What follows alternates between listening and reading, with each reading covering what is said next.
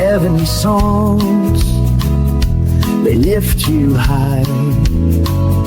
Your spirit soars, your heart replies. With every note, a prayer takes flight. Joyful sounds that shine so bright. La la la la la la. La la la la la la. La la. Mga pangumusta sa tanang mga kaila dinhi sa social media, Facebook, TikTok, YouTube. Ani ano sab ang alagad sa Ginoo. Welcome to Truth Broadcasting Channel, Kingdom Gospel Online Ministry. Greetings sa akong mga kaigsuonan sa unod, Luzon, Visayas, Manila, o bisan pa sa akong anak nga nasa gawas. Greetings sa mga kaigsuonan dinhi sa Sindangan, Zamboanga del Norte. Greetings usab sa akong mga kaila, mga kaigsuonan nga matinud-anon diha sa Garing Konsolasyon, Cebu.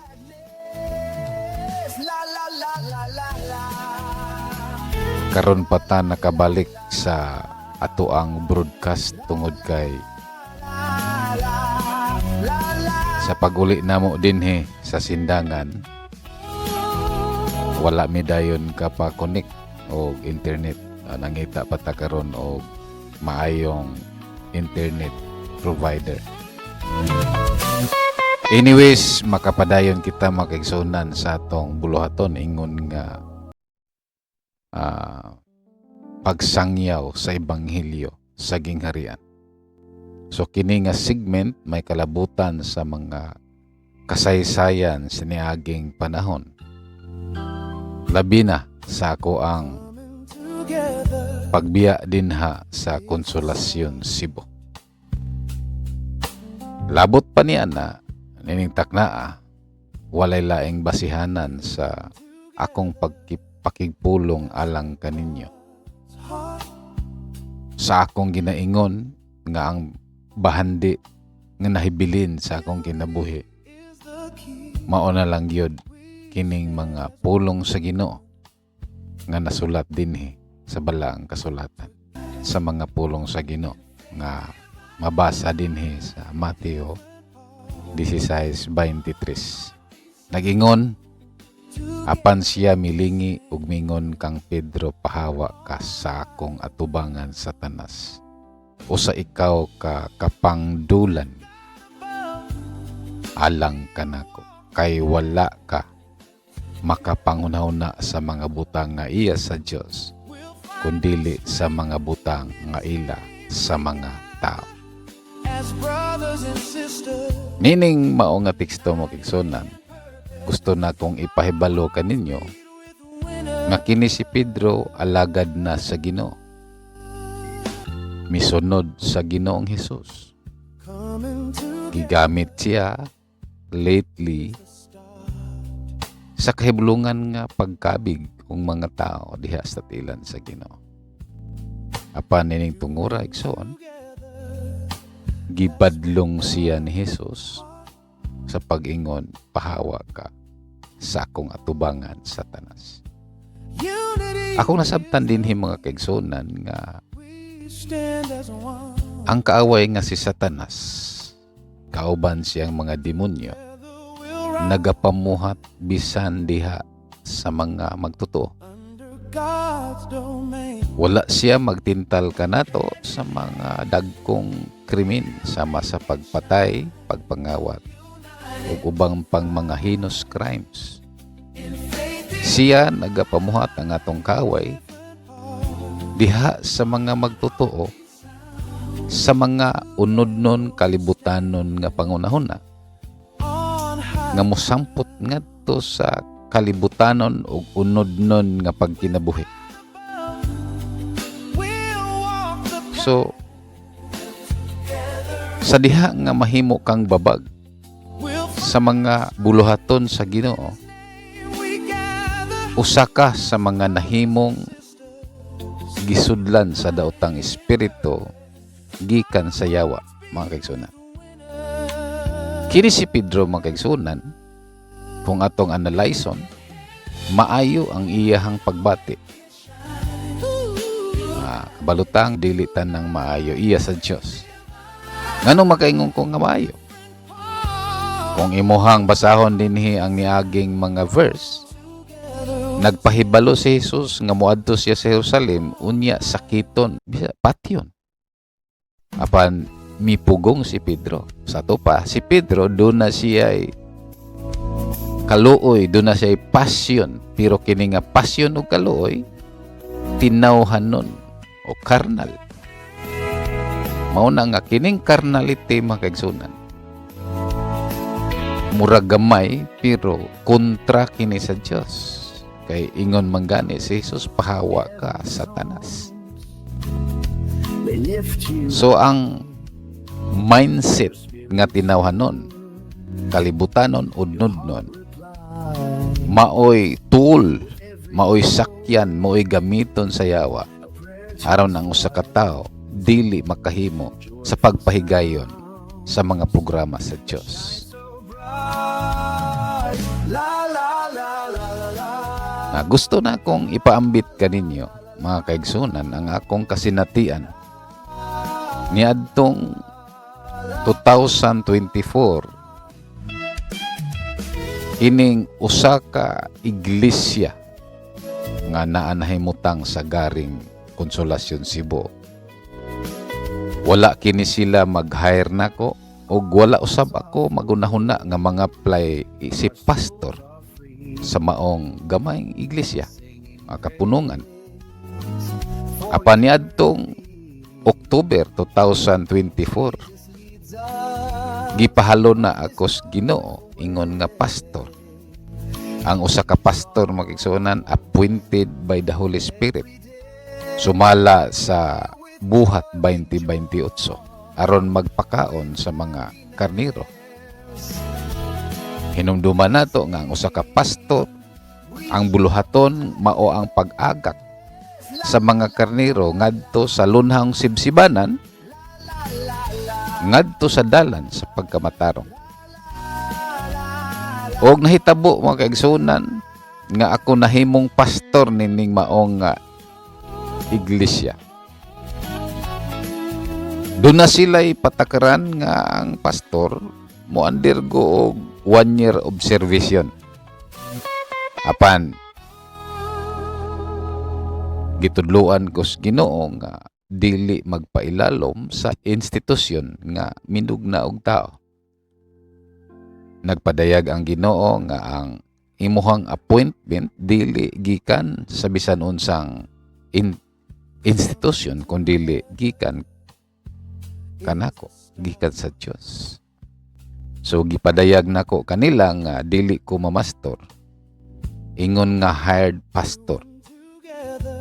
Ug tungod diada wala ko mo sanong sa ilahang patakaran o wala ko mo sign of agreement gikan sa tawahanon nga patakaran. O ang ilahang founding chairman nag-announce, nagdeklarar nga niadtong panahon na ako na ang ilang pastor hangtod sa pagbalik sa Ginoo. Assuming, makaingon ko assuming kay nasayop ko sa kunahuna sa akong pagunahuna nga kining maong iglesia, kining kapunungan, kining maong grupo nagatukod og simbahan, building alang sa Ginoo. Alang sa Ginoo. O nasayop ko sa kunahuna nganong ingon ko nasayop. Sa dihang gipadayag nako nga ang akong pagka-pastor dili sumala sa kadaghanan kundi nagpastor ko kay kini gasa sa iglesia. To cut the long story short, midangat ang usa ka tuig, October 2025. So nagpahigayon og mosyon ang usa ka tawo nga akong himuon nga ihimplo karon nga usa ka tawo nga gigamhan sa yawa. Niabot ang motion nga iya nang ipahigayon ang referendum. So tungod diyan na gitudloan nako sila mga kaigsunan nga ang referendum dili iya sa Dios. Nganong dili iya sa Dios? Tungod kay ang mga alagad sa Ginoo appointed by the Holy Spirit, dili gikan sa buto sa masa. So tungod diyan na mga kaigsunan,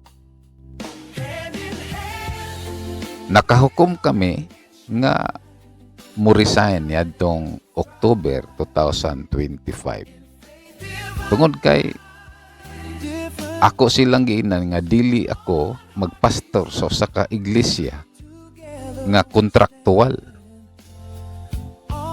Ug tungod diyan na nga desisyon namo nga muuli mo resign, nakahukom sila nga hatagan kami og order, executive order nga dili na mo epekto kanamo ang referendum. Nagpasabot kini nga makahimo kami sa pagpamastor sumala sa kabuton sa Ginoo hangtod sa pagbalik. O kini pinirmahan gayod sa mga elders, deacons o sa founding chairman nining maong relihiyon nga gitukod nila.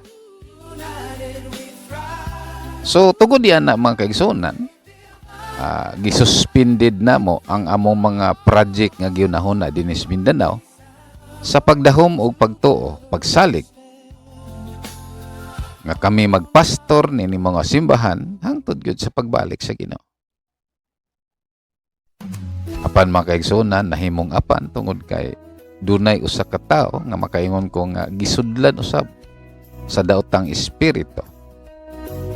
Nganong makaingon ko nga gisudlan sa daotang espiritu? Tungod kay siya nag-isip siyang kaugalingon nga manggialamon kaysa mga kadaghanan nining mga iglesia, labi na sa founding chairman, sa elders ug sa mga deacons.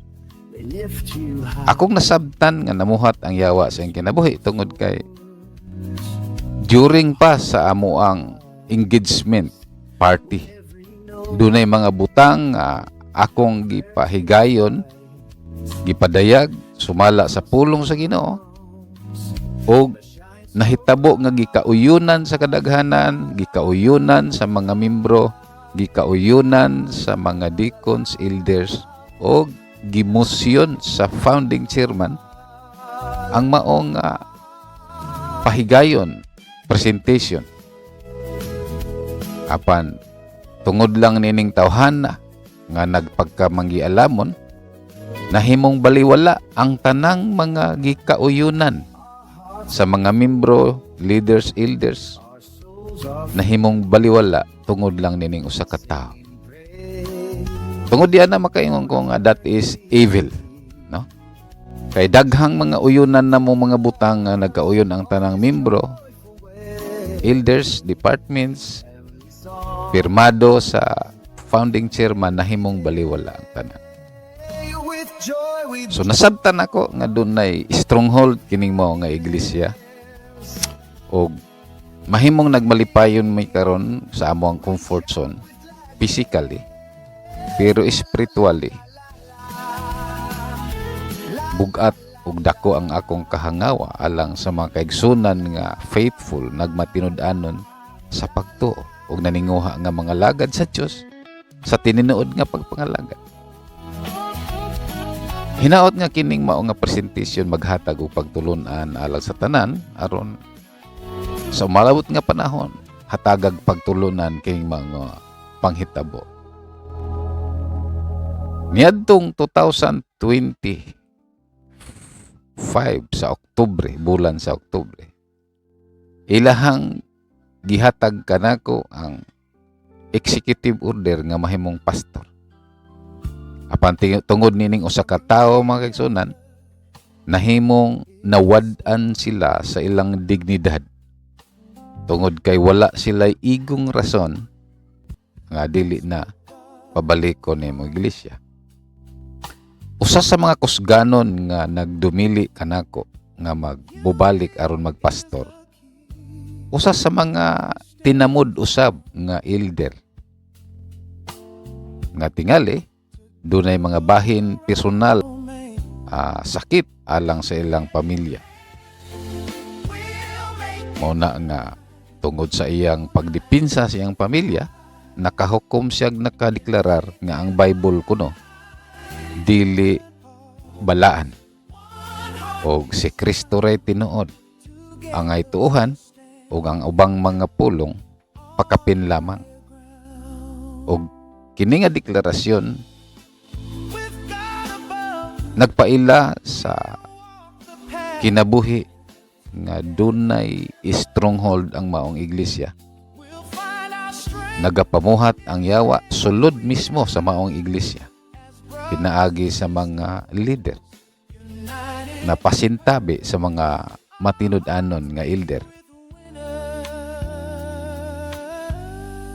So, ang balang kasulatan tataw nagtugan nga ang nahigugma sa iyang amahan, inahan, anak, igsuon, labaw kanako, dili takos kanako. So ang pagdipinsa sa mga kaluyahon sa imong pamilya nagahimo kanimong dili takos sa Dios. Kung dili ka takos sa Dios, walay laing padulngan impierno. Gisulti ko kini sa dili pa moabot ang paghukom, mahibalik ang usa ka tao, duha ka tao, mga leaders ngadto sa Dios nun nga paagi sa pagdumala sa iglesia. Usa sa mga nibarog nga ako dili na pabalikon,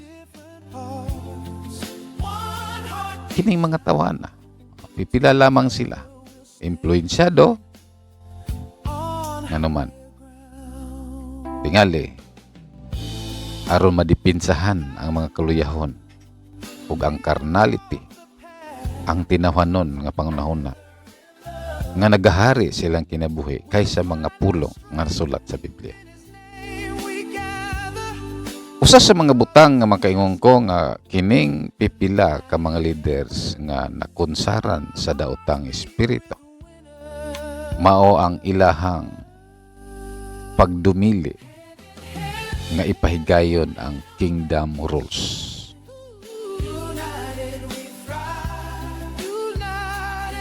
Atong basahon mga kaigsunan ang Mateo 23:13. Ingon diri, apan alaot kamo mga eskriba ug mga Fariseo, mga salingkapaw. Kay nganuman, kay ginatakpan ninyo ang gingharian sa langit sa tubangan sa mga tao. Kay kamo dili magasulod ug ang mga nagasulod dili ninyo pasudlon. So usa sa mga concern nga akong nakitaan nining mga iglesia nga diin akong gibiyaan karon, mao nga dunay mga modernong eskriba ug parisyo sa maong iglesia. Nganong maingon ko nga eskriba ug parisyo tungod kay dili sila mudawat sa gingharian nga pagtulunan. Usa kanila mideklarar nga kanang sayon dili na mao ang gingharian sa Dios. While ang Dios miingon sa Salmo 132:13-14, gipili ang sayon nga puloy-anan sa Dios sa walay katapusan forever. Sa Psalm 132:14 nagingon, here I will sit enthroned. So makaingon ta ug makaingon jud ko nga dunay modernong eskriba ug parisyo kini mga iglesia. Mga salingkapaw, gitakpan nila ang gingharian. Dili sila gusto nga ipahigayon nako ang pagtulunan mahitungod sa gingharian. Unya dili sila mosulod o gidid-an pa nila ang mga tao sa pagsulod. sa dihang nagpahigayon ko og covenant alang sa gingharian, dunay usa duha nga kusganong nagdumili, no? Sa pagpahigayon sa covenant. While ang Bible naghisgot og daghan mahitungod sa covenant, new eternal covenant. So mo kini ang akong mga kasinatian. Sa pagkakaron, dako ang akong kahangawa, labi na sa kong amigo, partner nga maoy kasamtangan karon nag-atiman nining gamayng panon. Nagampo ko nga makabaton siya og kalig-on sa pagbarog batok sa mga modernong parisyo og eskriba nining maong iglesia.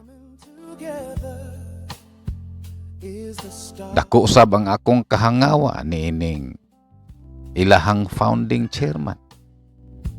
Nga tingali, doon na siya inferiority, nga tingali wala siya grado, doon ay mga graduhan nga nagkontrolar niya. Kaingon ko mga igsuunan nga pagkaluoy tungod kay bisan ang founding chairman nining maong iglesia dili makabarog sa iyang baruganan tungod kay nagkontrolar siya sa hunahuna nga kining tao nga gisudlan sa dawtang espiritu nga maoy giilang Ginoo nga mao lamang ang matuman ang iyang desisyon. Bisan pag magkasabot ang tibok membro, leaders, elders, matuman yun ang iyahang gusto. So nagpasabot ni Igsoon nga nagapamuhat mismo sa sulod sa maong iglesia ang yawa, mga kaigsunan. Tungod kay ang babag sa mga programa sa Dios sumala sa bersikulo nga atong nabasa sa Mateo 16:23, giila ni Hesus nga Satanas. Babag ka sa programa sa Ginoo, gitawag kag Satanas. Unsa day programa sa Ginoo? Ang programa sa Ginoo, mga igsunan, giluwas kita niya gikan sa kangit-ngit o gibalhin ngadto sa gingharian sa hinigugmang anak. So gingharian ang destinasyon sa mga linuwas niya. Mabasa nato na sa Kolosas 1:13.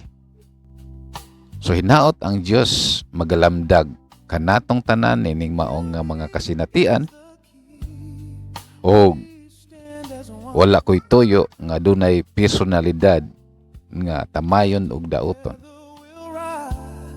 Tungod niini ako lamang gipangusgan nga unta dili makapamuhat ang yawa sulod sa mga Kristohanong kapunungan. So alang sa tanang nagmatinud-anon, faithful nga mga katawhan, linuwas sa Diyos, mga anak sa Diyos. I love you with the love of the Lord. Kanunay kong nagampo nga sa kadlaw niyan na mapahigayon ang kamaturan ug maoy atong huptan hangtod sa kahangturan aron kitang tanan mag-usa sa iya gingharian. Shalom.